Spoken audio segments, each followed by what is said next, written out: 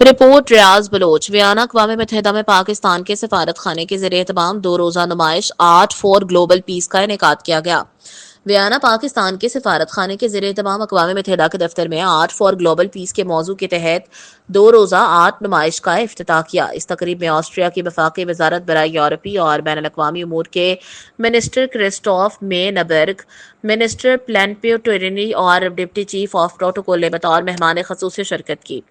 اپنے افتتاحی کلمات میں سفیر محمد کامران اختر نے کہا کہ یہ نمائش قائد اعظم محمد علی جناح کے وژن سے متاثر تھی، جو عالمی امن، انصاف اور خوشحالی کے لیے پاکستان کے عزم کی تصدیق کرتی ہے۔